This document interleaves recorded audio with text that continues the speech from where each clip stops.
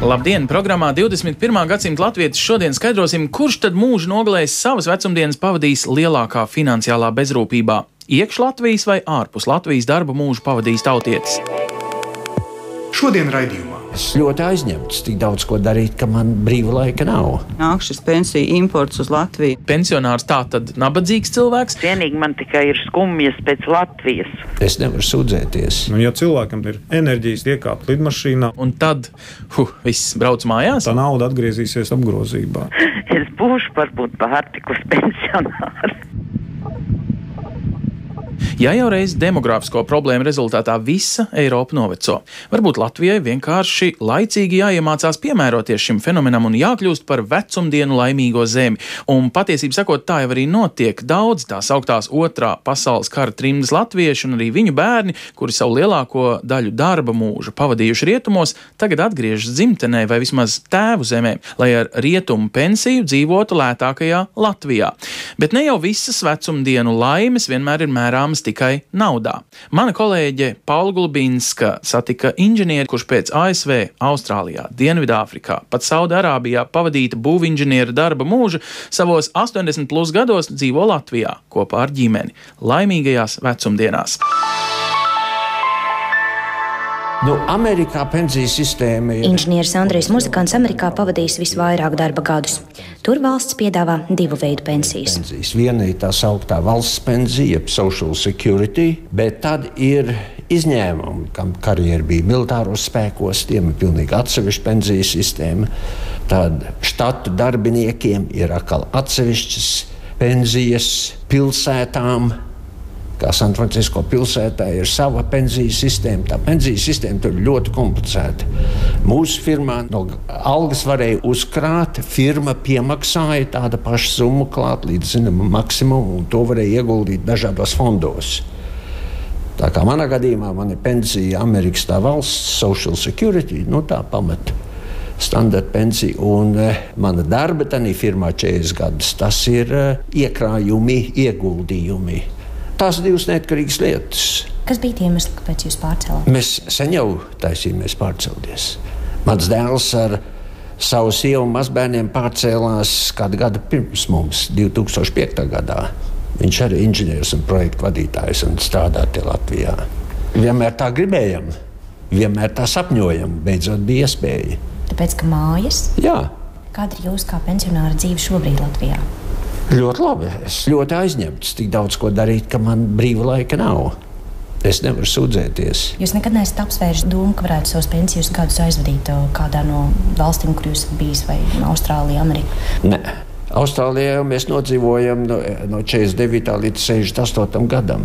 Pietiek 19 gadi. Kā jūs šobrīd raugāties uz tiem latviešiem, kuri ir izceļojuši uz ārzemēm un strādā tajā pašā Anglijā un Īrijā? Jūsu vērtējums, vai viņiem būtu izdevīgi atgriezties atpakaļ Latvijā vai varbūt sagaidīt pensijas vecumu tur? Man liekas, ka tas atkarājās tik daudz no individa. Ir tādi, kas ir braukuši, tā sakot, strādā tur, kur vairāk to pelnīt. Ir tādi, kas manā uzskatās braukuši tikai tāpēc, ka viņiem ir jābrauc, jo viņiem ir visādas finansiālas saistības. Tie varbūt plāno atgriezties, nostrādājot atkal zinām laiku tur. Atkarībā no tās zemes likumiem viņi varbūt var saņemt tur pensiju un atgriezties te un vēl strādāt arī te kaut ko saņemt. Ja viņi nostrādājas, 15, 20 gadus, tā ir pavisam cita lieta. Pensija ir mūža nogale, un to bieži jāatcerās, cienot to visu, ko savā darba mūžā cilvēks ir varējis nopelnīt vai gribējis nopelnīt. Studijā ar mani žurnālistu Ansu Bogustovu ir arī Latvijas Valsts sociālās apdrošināšanas aģentūras pensiju metodikas nodaļas vadītāja Baiba Felsberga. Labdien, Baiba! Vai daudz ir Latvijā tādu pensionāri, kur patiesībā pārceļās uz Latviju, vai Latvija ar laiku kļūs par tādu laimīgo pensionāru zemi? Pēc pieredzes un prakses zinu, ka to cilvēku tomēr nav īpaši daudz. Tātad tie ir pārsvarā tautieši no saucamās otrā pasaules kara trimdas, un tādu bagātu ārzemju pensionāru Latvijā nav daudz, jūs sakat? Jā, mums nav tāda īpaši statistiska arī uzskrāta par to. Bet iespējams, ka ar laiku tomēr mums tāda būs, jo pa tālruni no Anglijas man pievienojas Mārīte Tēra, sveicināti. Labdien! Jūs, Mārīte, jau 8 gadus strādājat Anglijā, un, ja tā drīkst teikt, daļa no iemesla, kāpēc jūs devāties uz Britu zemi, bija tieši iespēja tos pēdējos 10 gadus pirms pensijas sakrāt sev tādas labākas vecumdienas, tā teikt, kapitālu, lai varētu tad dzīvot cilvēku cienīgu dzīvi dzimtenē. Tā var apgalvot? Nu, tā varētu apgalvot, jā. Jums ir izdevies 8 gadi, nu tad kaut kāds kapitāls sociālajās iemaksās jums jau ir? Nē, nu ir, protams. Normāls, labs, daudzkārt lielāks nekā Latvijā tāds būtu radies? Nē, nu daudzkārt lielāks varbūt nav, bet, nu, teiksim, man ir arī tagad Latvijas pensija piešķirta. Jums ir Latvijas pensija, bet jūs vēl aizvien esat Anglijā. Kāpēc? Nu, Tad jau jā, varējāt braukt mājās vai palikt to Latvijā uzkrāto tērēt Anglijā? Gadi man atļauj iet pensijā, bet man vēl būtu jānostrādā 2 gadi, jo, lai tu saņemtu to angļu pensiju, ir jābūt nostrādātiem 10 gadiem un būt ļoti vēlams ir vienā darba vietā. Aha, un tad jūs saņemsiet kādu īpašu pensijas piemaksu, ja tā darbvieta būs 10 gadus viena un tā pati bijusi?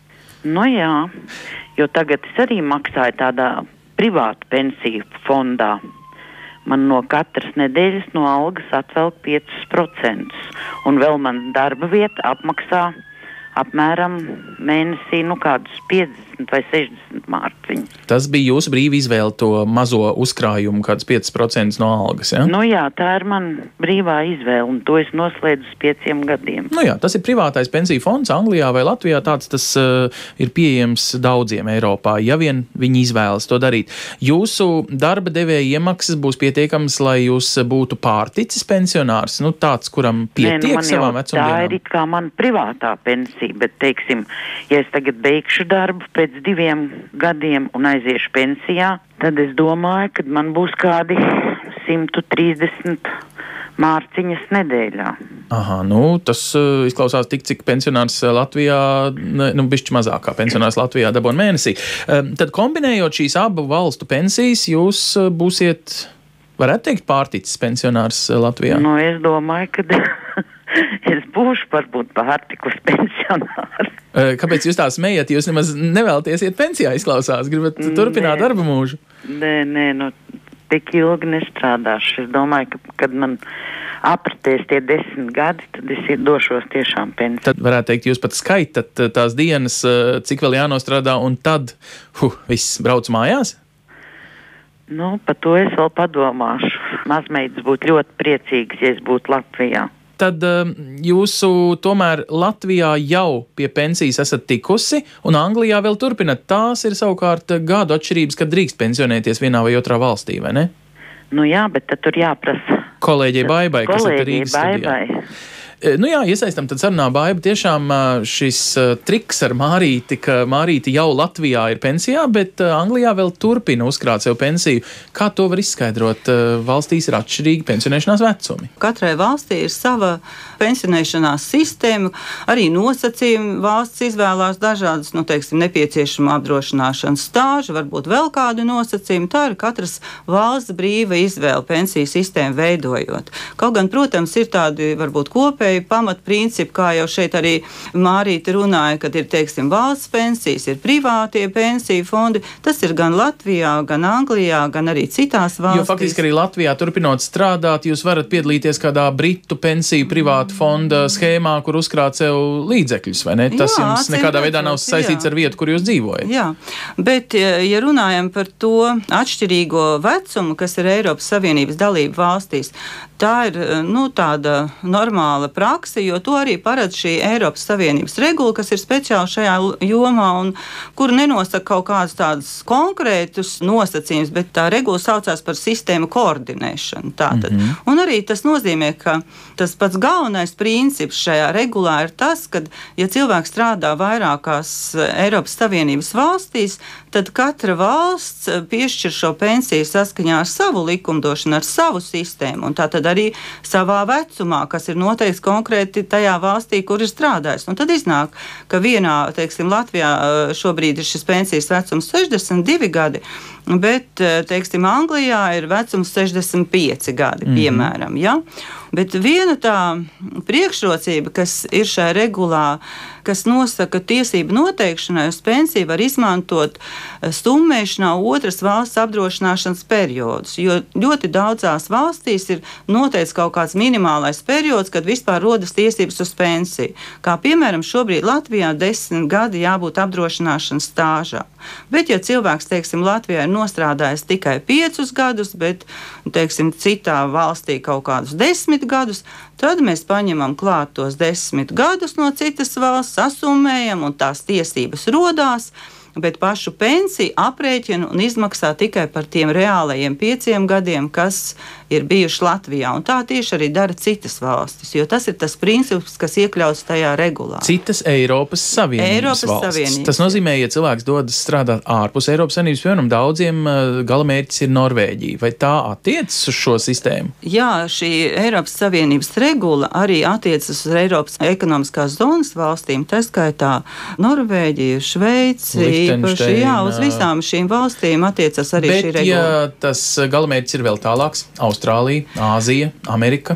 Ja mēs runājam par Latviju, tad Latvijā šīs, varētu teikt, tāda koordinēšana notiek ar starpvalstu līgumiem sociālās drošības jomā. Un, ja runājam par Austrāliju, tad tieši tas ir jaunums no 2013. gada 1. janvāra stājās spēkā līgums sociālās drošības jomā ar Austrāliju. Latviju. Vai tādējādi tie cilvēki, kur varbūt pošas savā braucienā ārā no valsts, lai strādātu un pelnītu, kas zina, varbūt arī, lai uzkrātu pensiju fondu.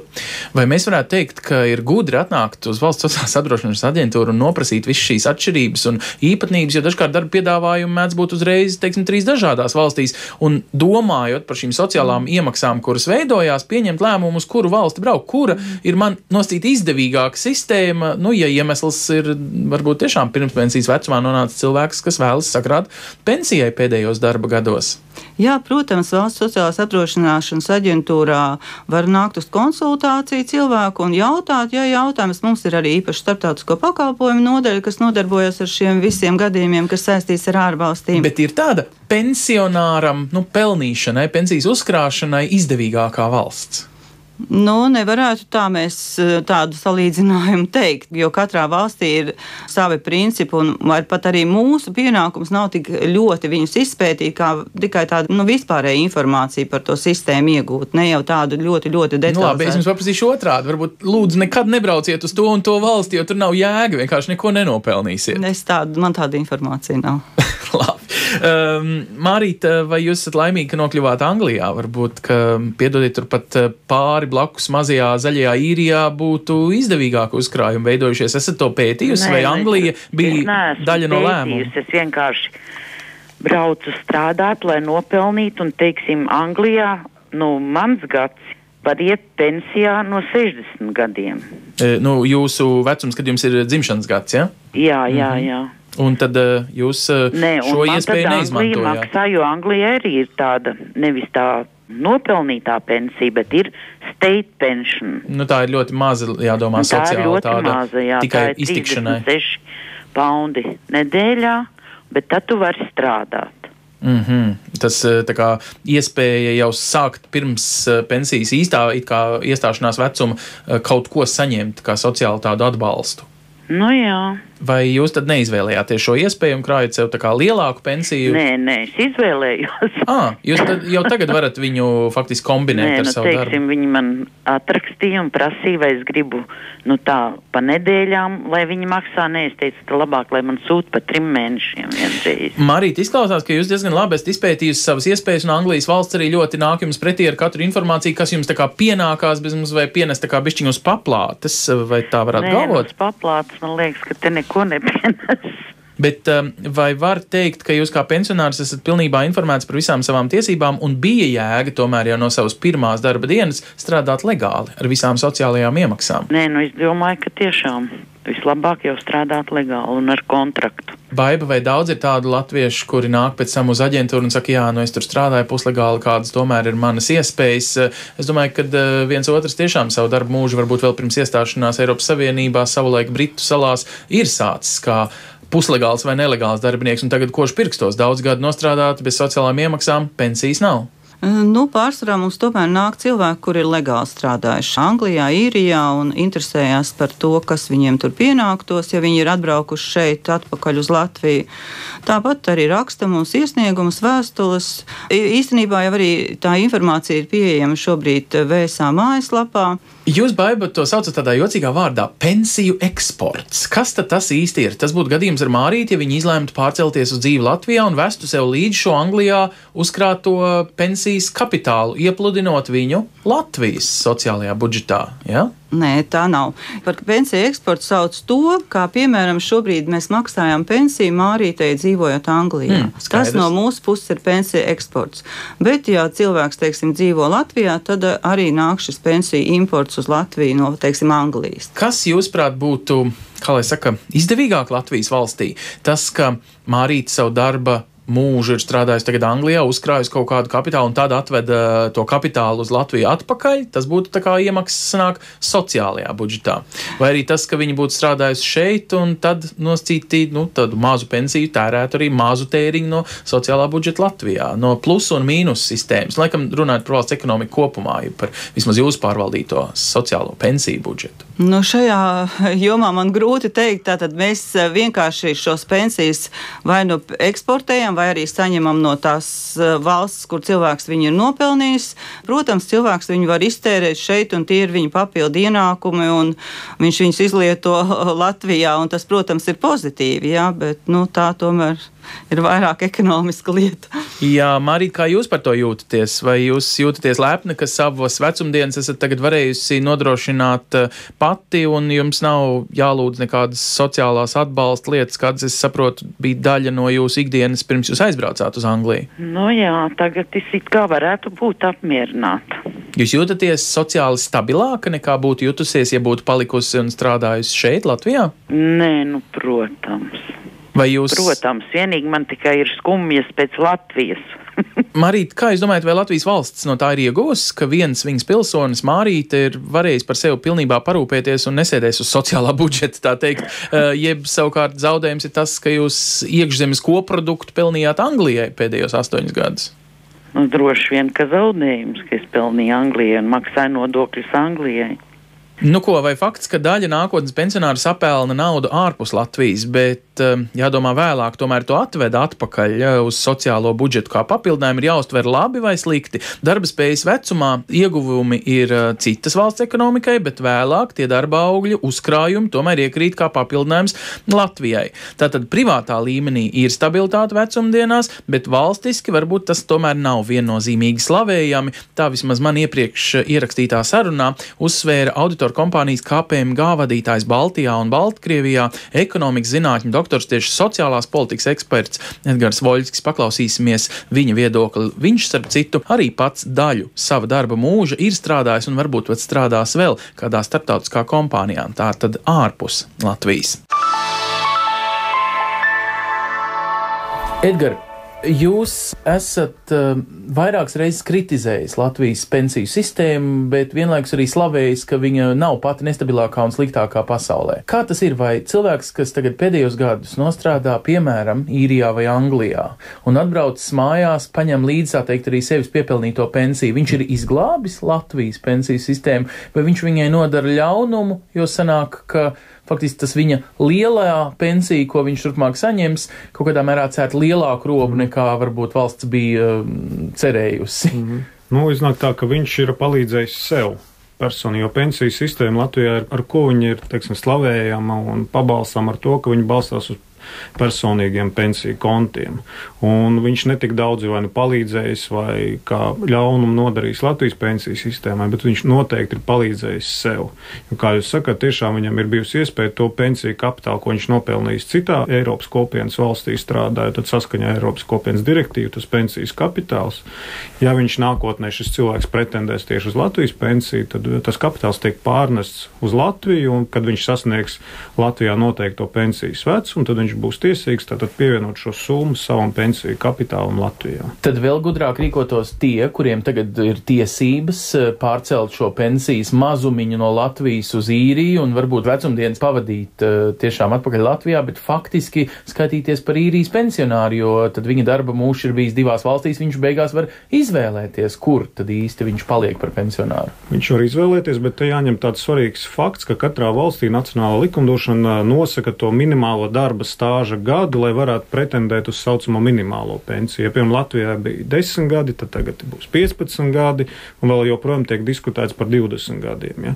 Lielākoties, ja mēs pastamies Eiropas Savienības valsts, ja, tad šis minimālais darba stāžs ir pat 20-25 gadi. Tas nozīmē, ja cilvēks ir strādājis citā valstī, lai viņš varētu pretendēt uz tās valsts pensiju, un kurai pēc tam varētu pievienot arī šo Latvijas daļu, ja, tad viņam būtu attiecīgi jānostrādā šīs darba gadu skaits. Tad ilgtermiņā Latvijas pensiju sistēma nesagrūs pateicoties tam salīdzinoši lielajam darbspējīgo cilvēku daudzumam, kur šobrīd savus algu un tā tad arī sociālo nodokli pelna būtībā ārpus Latvijas. Jā, jo Latvijas pensiju sistēma zaudēs no tā, ka viņi zaudēs šo darba spējīgo iedzīvotāju, kamēr viņš darba gaita laikā. Potenciāli šīs iemaksas veids tātad citā dalība valstī, nevis Latvijā, un Latvijas pensiju sistēma un sociālās apdrošināšanas budžets pēc būtības zaudēs šī situācijā. Vai nesnāk tā, ka cilvēks, kurš Latvijā šobrīd ir pirmspensijas vecumā, nu teiksim 10 gadus līdz pensijai, un bieži vien viņš darba tirgū pat jūt tādu, zinām, spiedienu, kad, tu neesi tik jauns un šprauns, sev tā kā varbūt nav tas vislabāk apmaksātais darbs vai kā savādāk. Vai varētu teikt, pat var ieteikt viņam palūkoties uz šo iespēju piepelnīt savus pēdējos 10 gadus, tātad uzlabot savus pensijas rādītājus un varbūt pat tā kā doties, tiešām mudināt? Tieši tā, jo ļoti svarīga un liela problēma šodien Eiropā tiek saskatīti tieši šie pirmspensijas vecuma iedzīvotāji, kuri tiešām, kā jūs sakiet, varbūt viņiem ir mazāk enerģijas, bet viņiem ir vairāk apziņas. Viņš ir, teiksim, tā pieklājīgāks darbā ar klientiem, ja, un bieži tiek meklēti lielās starptautiskās korporācijās un Eiropā. Šodien, kad tiek meklēti darbinieki, ja varbūt pirmspensijas vecumā, viņam tiek piedāvāts dažādas programmas. Pat Eiropas Savienība šādu nodarbinātības veidus atbalsta ar dažādiem mehānismiem. Un ja cilvēkam tiešām ir enerģijas, tā teikt, iekāpt lidmašīnā, un viņš redz, ka Latvijā, diemžēl, zinām sociāli un ekonomiski apstākļi, dēļ viņš nevar dabūt to darbu, un tiešām viņam līdz pensijai varbūt paliek 5, varbūt pat mazāk gadi, un viņa pensija, tā teikt, kapitāls ir apdraudēts, jo viņš zina, ka viņš varbūt saņems 100-120 latus, ja, kas šodien ir ļoti maziņa pensija, tad viņam jāizmanto šāda iespēja, zinot, ka viņš varēs uzkrāt papildus kapitālu tajā dalību valstī, jo zinot, ka sasniedzot pensijas vecumu, šo naudiņu viņš nepazaudēs. Un tam nav vairs nekāda sakara, ka tajā citā valstī varbūt pensijas vecumam ir cits, tā teikt, tas slieksnis, kad jūs ejat pensijā? Nē, absolūti nav sakara, jo jūs joprojām būsiet sociāli apdrošināts no pensijas viedokļa tieši Latvijā, ja, jo joprojām jūs būsiet sakrājis to darba stāšu un jūs varēsiet pretendēt attiecīgi uz Latvijas pensiju. Attiecīgi nekāda tāda nelojalitāte valstī te nevar izpausties, jo faktiski, sakārtodams savas vecumdienas no finansiālā viedokļa, viņš kaut kādā mērā ilgtermiņā pat palīdz arī savai valstī. Tieši tā, jo tās kapitāls, kā jūs arī iepriekš minējāt, atnāk šeit uz Latviju, ja, un tā nauda atgriezīsies Latvijas tautsēmniecības apgrozībā, ja, pērkot preces un pakalpojumus attiecīgi. Ja. Tā kā ilgtermiņa skatījumā, tad tas būs arī papildus pienesums Latvijas tautsēmniecībai. Mārīt, vai jūs jūtaties, un es prasu Mārītei Tērai, kur atrodas Anglijā, šobrīd pa tālruņa līniju šeit ar mums sazinamies, vai jūs jūtaties, ka esat labu darbu izdarījusi sev un arī Latvijas ekonomikai? Es domāju, ka sev. Latvijā man nostrādāti gadi ir kaut kur 40 darba stāži, šeit man būs 10. Tātad viss ir kārtībā. Patiešām visu cieņu cepur nost, viens otrs ir bijis dīgdienas tos 50 gadus. Enerģija man arī vēl ir daudz. Dejot arī gribās. Tad jums būs laimīgs un deju kolektīvā aizņemtas vecumdienas pēc burtiski 3 gadiem. Tad jūs būsiet seniors un visdrīzāk jums nepatiks, kad es jūs saucu par pensionāri. Jūs teiksiet, es vēl esmu gana jauna šprauna un varam uzdejot.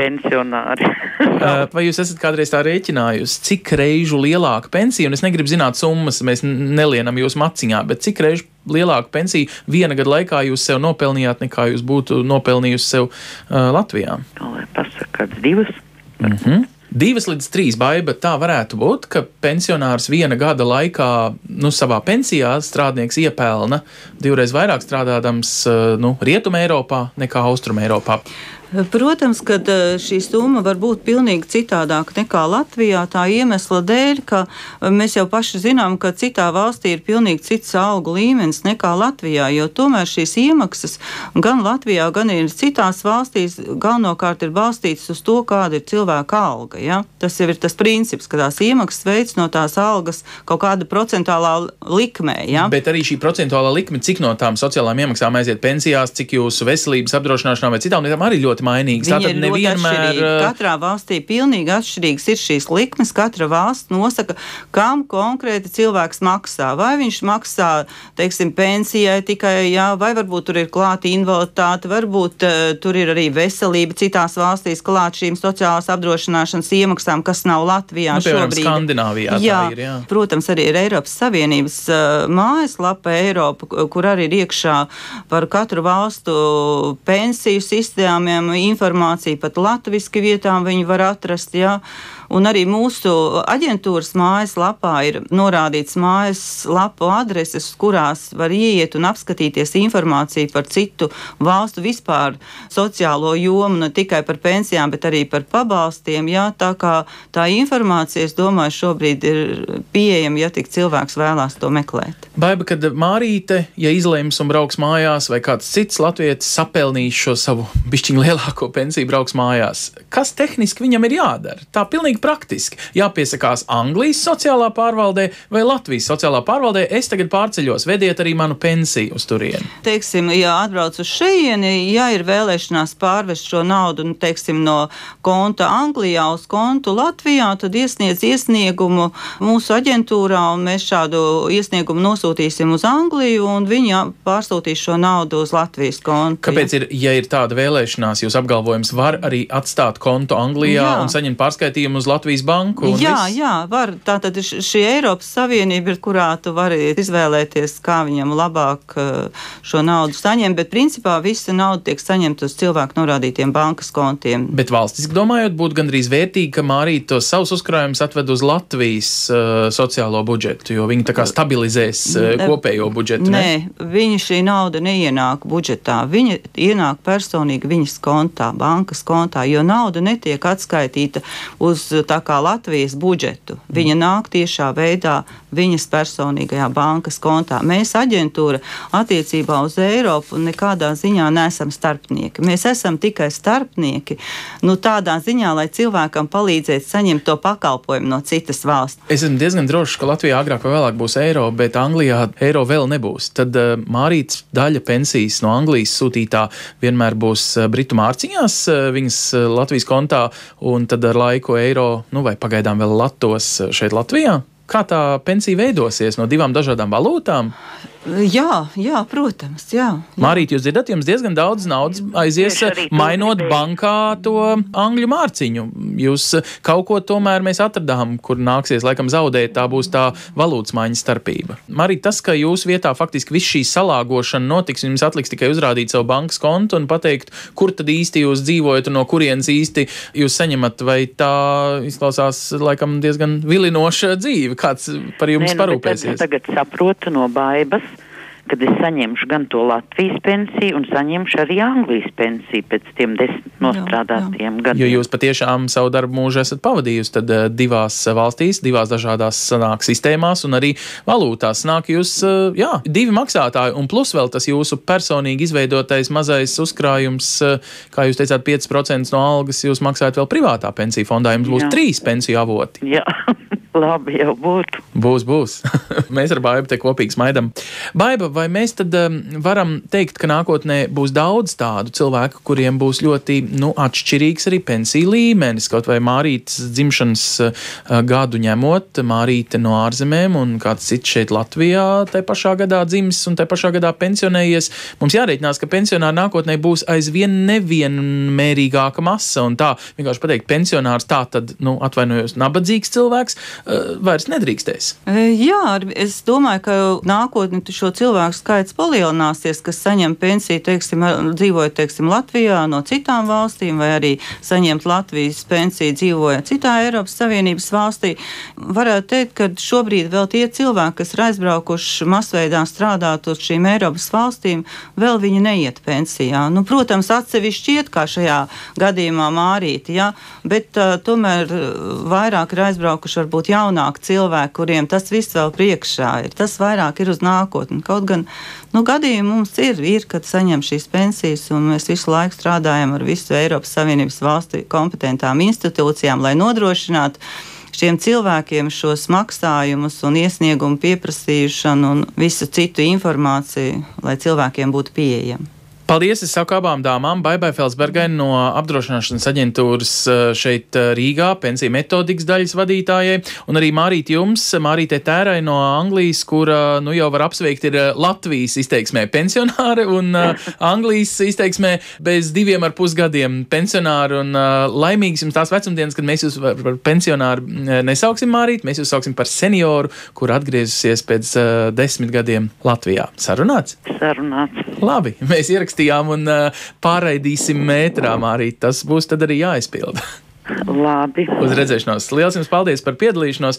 Mārīt un Baiba, savukārt mēs šeit raidījumā 21. gadsimta latvietis nākamnedēļ uzreiz pēc ziņām svētdien vienos runāsim par fenomenu, kā mainās latviešu valoda, kad ikdiena paiet svešumā un lielākos savu laiku jūs patiesībā runājat svešā mēlē. Uz sadzirdēšanos Latvijas radio ēterā un meklējiet arī mūsu ierakstus visās populārākajās pasaules latviešu kopienu mājaslapās. Uz redzēšanos! Raidījumu veido Ancis Bogustovs, Paula Gulbinska un mūsu ārzemju korespondenti. Raidījumu producents Lūkas Rozīts.